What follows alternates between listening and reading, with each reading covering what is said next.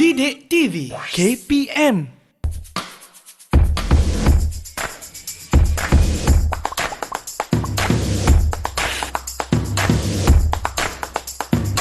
Assalamualaikum dan salam sejahtera. Istimewanya di Didik TV KPM pada hari ini, anda sedang menyaksikan pentafsiran psikometrik bersama saya Syamira Nazir dan juga guru penyampai yang merupakan guru bimbingan dan kaunseling dari SMK Jalan Reko Kajang Selangor dengan tajuk yang akan beliau sampaikan iaitu profil dan pelaporan psikometrik murid. Tetapi sebelum itu, ayuh kita saksikan terlebih dahulu profil beliau.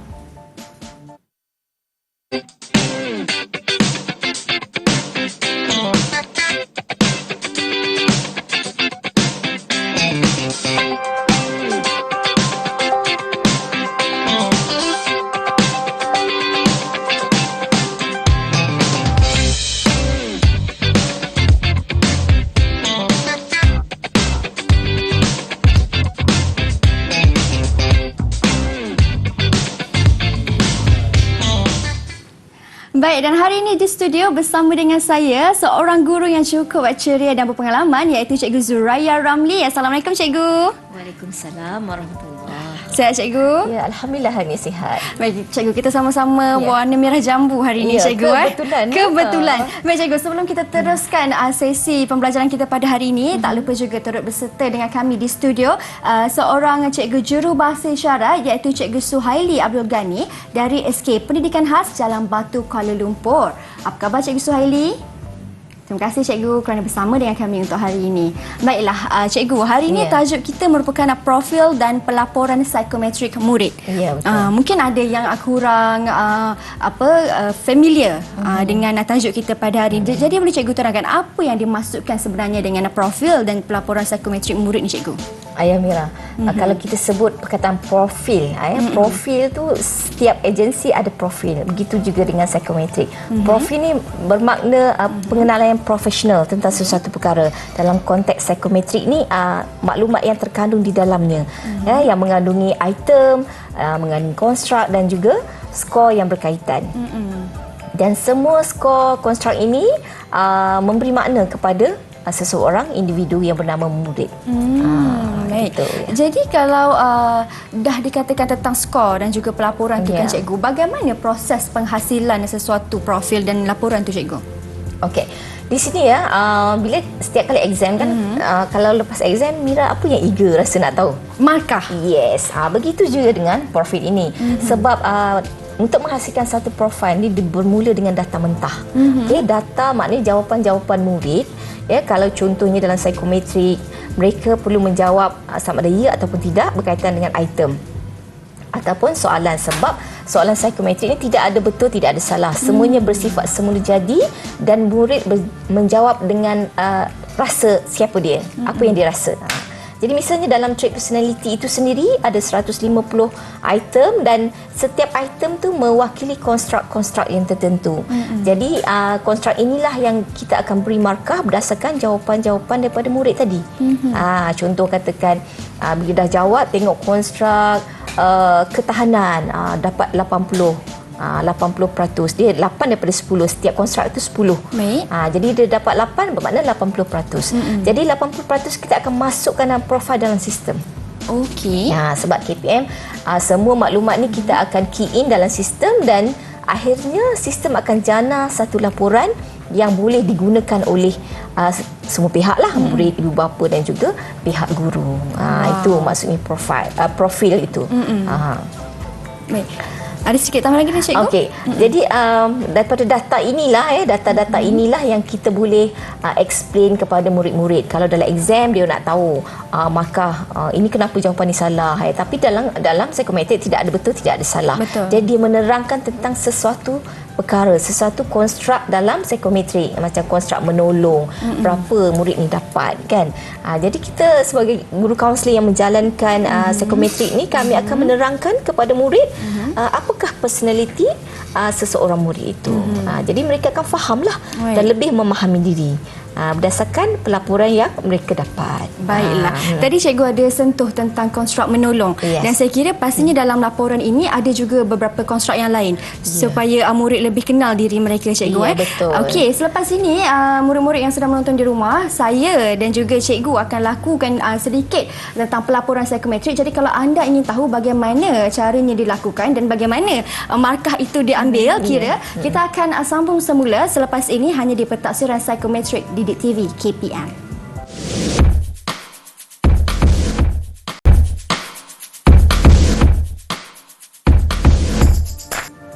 Hari ini di dalam pentaksiran psikometrik, saya bersama dengan Cikgu Zuraya atau lebih masyhur dengan panggilan Cikgu Zura, seorang guru bimbingan dan kaunseling yang akan membincangkan tentang pentaksiran psikometrik untuk murid-murid tingkatan 1 hingga tingkatan 5. Dan di segmen ini cikgu akan sentuh pula tentang pelaporan psikometrik. Apa itu pelaporan psikometrik dan cikgu, apa yang terkandung dalam laporan tu, cikgu? Jadi sebenarnya dalam psikometriknya kita ada, cikgu bagi contoh lah ya, dia ada trait personality, minat kerjaya dan juga kecakapan. Jadi kita akan buat demonstrasi lah sikit, simulasi kan. Di sini kita ada tengok, ini adalah borang jawapan untuk trait personality di mana mengandungi 150 item dan setiap item ni mewakili konstruk-konstruk tertentu. Dia ada 15 konstruk. Jadi cikgu rasakan apa kata Mira cuba jawab soalan. Boleh. Kita jawab dan kita tengok macam mana kita nak kira markah tersebut sebab semua soalan ni hanya perlu murid jawab ya atau tidak sahaja sebab dia tidak ada berkaitan dengan subjek ataupun perkara-perkara akademik. Okey, Mira dah sedia? Saya sedia, cikgu. Okey, mari kita tengok. Jadi kita ambil konstruk yang keempat. Baiklah. Cikgu baca, Mira tanda ya. Saya suka berucap di halayak ramai. Wow, saya suka berucap di halayak ramai. Jadi jawapannya pastilah ya. Oh, baik. Saya bulatkan, cikgu. Bulatkan. Okey, bulatkan. Okey, seterusnya saya suka menghadiri majlis keramaian. Soalan nombor 5, cikgu. Yang sebaris. Oh, 19. sebaris. Saya ambil yang tu. Okey, yang ni. Baiklah, jawapannya ya. Okey. Seterusnya soalan yang sebelah dia. Baiklah. Saya selesa memulakan perbualan dengan orang yang saya tak kenal. Okey, jawapannya ya juga, cikgu. Baik. Okey, kita tengok ya. Baiklah. Sekejap je buat ni ya. Saya tidak senang hati apabila saya keseorangan. Saya tidak senang hati apabila keseorangan. Ya. Jawapannya ya juga. Saya suka ramai orang. Kita lihat apa yang berlaku selepas ni. Sebenarnya saya seorang yang suka suasana yang meriah. Ya. Ya, okey. Kita ambilkan lepas ni kita akan kira sama-sama. Saya seorang yang peramah. Saya seorang yang peramah. Saya seorang yang peramah ke? Tanya diri. Saya kira mungkin ya, kerana saya suka untuk berbual dengan orang. Baik. Seterusnya saya mudah didampingi. Saya mudah didampingi. Yes, kita ada 3 lagi. Kalau jawapannya 50-50 bagaimana, cikgu? Dia tidak sahaja. Dia tak ada tengah-tengah. Tiada tengah-tengah tak ada, ya? tak ada. Okey. Mudah didampingi. Mungkin di kalangan kawan-kawan, ya. Jadi saya pilih ya, cikgu. Kemudian seterusnya saya suka bersosial. Saya suka bersosial, ya. Kemudian saya resah bila bersendirian. Ya. Okey. Dan terakhir sekali, saya cenderung bercakap lebih banyak daripada orang lain. Okey. Mira rasa?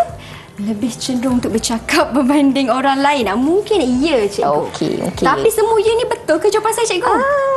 Tiada salah, tiada betul. Tidak ada salah, tidak ada betul. Okey. Maknanya ini bergantung kepada individu atau murid yang menjawabnya. Jadi sebab dia bersifat semula jadi. Soalan-soalan ni bersifat semula jadi, tidak ada betul, tidak ada salah.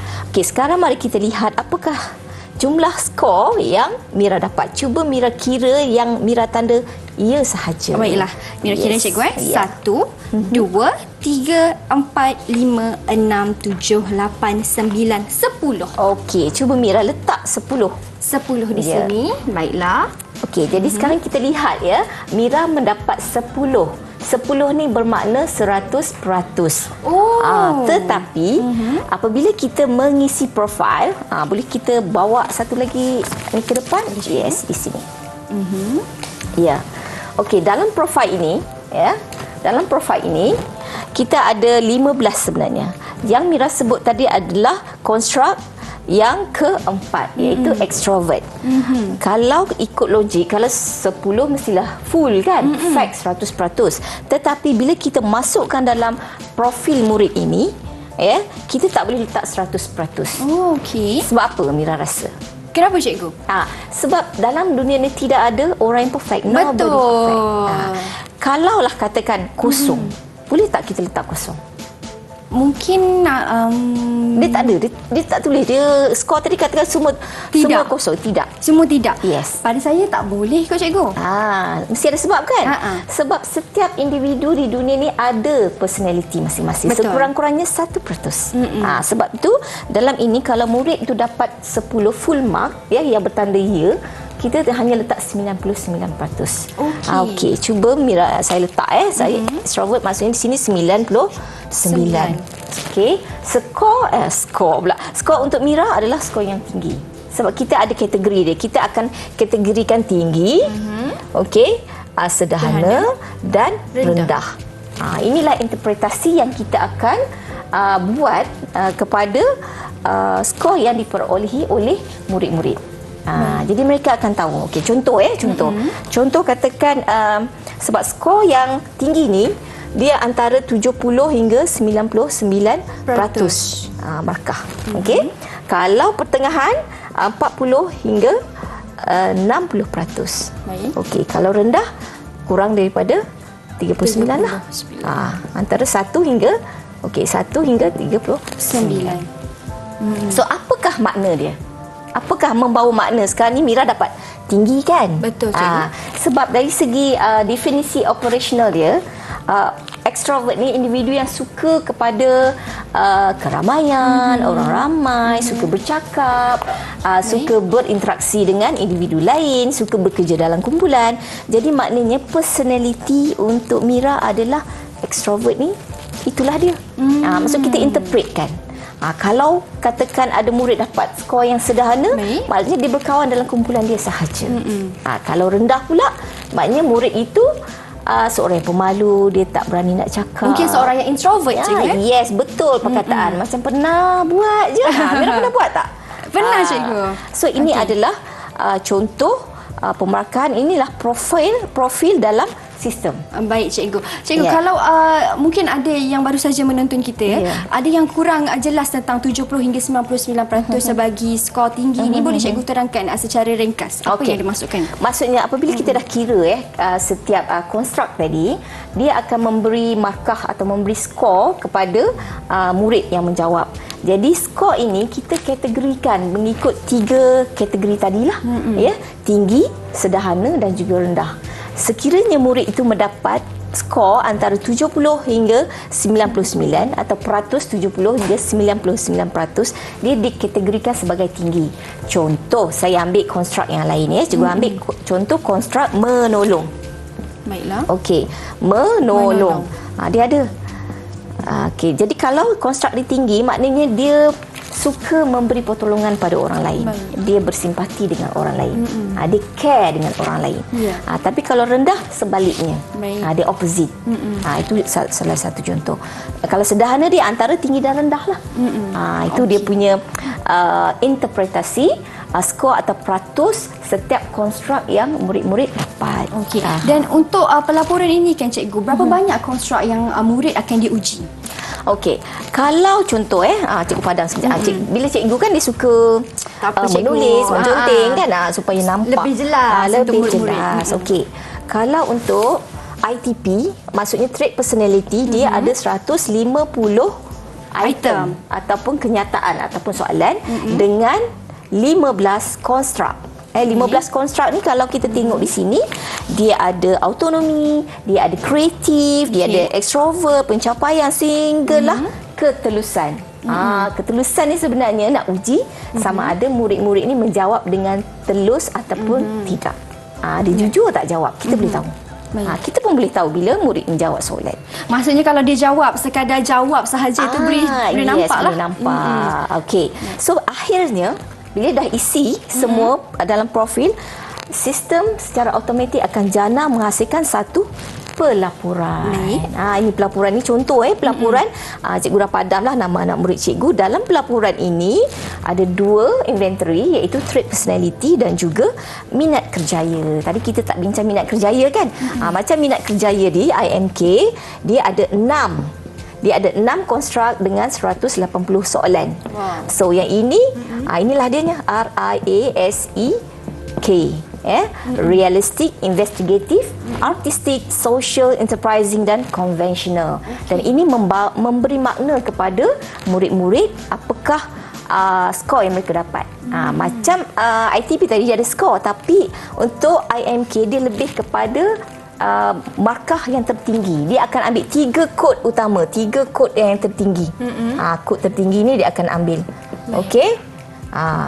Contoh S, E, C. Ikutlah dia jawab berdasarkan soalan-soalan. Baik. Ini untuk inventory minat kerjaya akan ambil 3 kod tertinggi. Tapi kalau untuk ITP pula cikgu bagaimana? ITP ni dia melihat keseluruhan.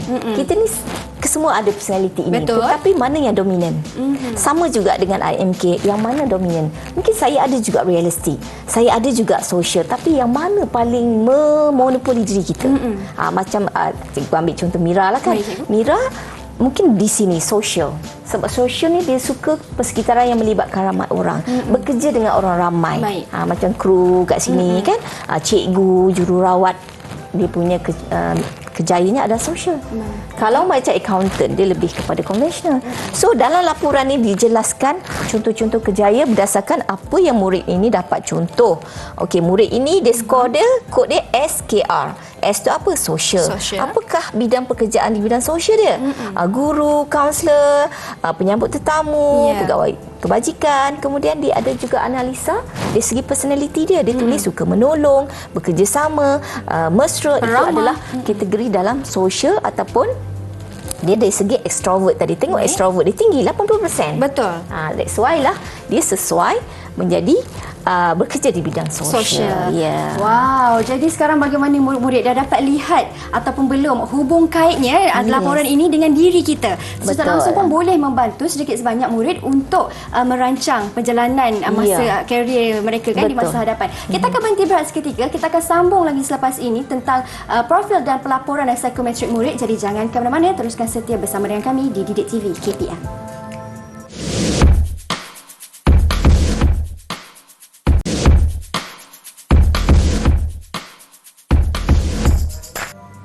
Baik, sekarang kita dah tahu bagaimana pelaporan psikometrik murid diguna pakai dalam mengetahui murid punya kerjaya, minat, kerana di situ ada inventory yang diuji daripada segi aptitude, personality, kerjaya dan juga kecerdasan. Namun cikgu, soalan saya, bagaimana laporan ini dapat membantu bukan sahaja murid tetapi juga ibu bapa dan guru juga dalam membentuk murid itu sendiri? Okey, baik Mira ya. Sebenarnya laporan ataupun profil psikometrik merupakan satu bahan yang memang sangat membantulah ketiga sasaran yang macam Mira sebut tadi, untuk murid, untuk guru dan juga ibu bapa. Sebab laporan ini merupakan bahan bercetak yang mempunyai maklumat yang lengkap lah tentang perkara-perkara dan boleh menjadi bahan rujukan apabila kesemua pihak tadi membuat keputusan ya.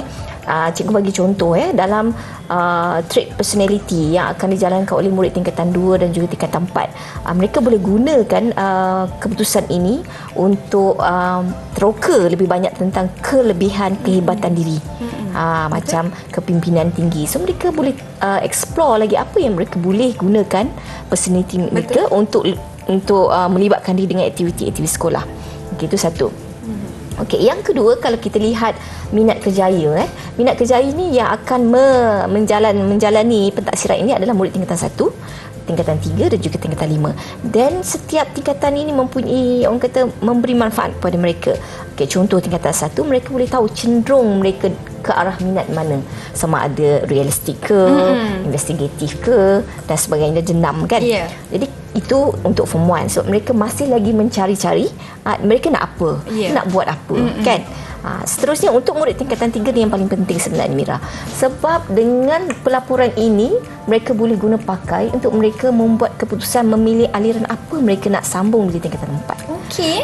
Sebab dalam minat kerjaya ada 6 jenis persekitaran pekerjaan itu, mereka boleh tentukan, mereka boleh pilih kan. Contoh realistik. Realistik ni personality atau persekitaran kerjaya yang memerlukan mereka menggunakan peralatan, benda yang hands on. Hands on lah. Yes, yang hands on. Jadi murid-murid tingkatan 3 ni bila nak masuk ke mana, sekolah asrama penuh ke, MRSM ke mana-mana sekolah sekolah teknik mungkin. Yes, teknik. Jadi pihak sana pun akan melihat mereka ni ke arah mana. Macam pengalaman sendiri anak saya bila nak masuk ke sekolah teknik dulu, dia minta pelaporan psikometrik. Dan ada juga murid cikgu yang nak mohon ke college vocational, dia minta juga laporan psikometrik dan memfokuskan kepada minat kerjaya. Gitu. So itu untuk tingkatan 3. Dan yang paling penting form 5 lah apa-apa pun di akhirnya adalah tingkatan 5. Ke mana mereka nak pergi? Betul. Selepas tingkatan 5. Apa program yang dia orang nak pilih? Di IPT cikgu? Yes. Maksud lepas SPM, selain dia orang dapat sijil SPM, mereka juga diberi sijil psikometrik ini. Dan sijil ini sebenarnya membantulah murid-murid ni nak membuat keputusan dan nak convincekan mak ayah mereka tentang keputusan pilihan program yang mereka nak buat. Sebab kadang-kadang ada ibu bapa yang nak anak dia jadi apa yang mak ayah nak. Contohlah ada ibu bapa yang anaknya jadi doktor, tapi anak tak minat. Betul. Anak lebih kepada artistik. Yes, seni. Nak jadi pengarah ke atau sebagainya.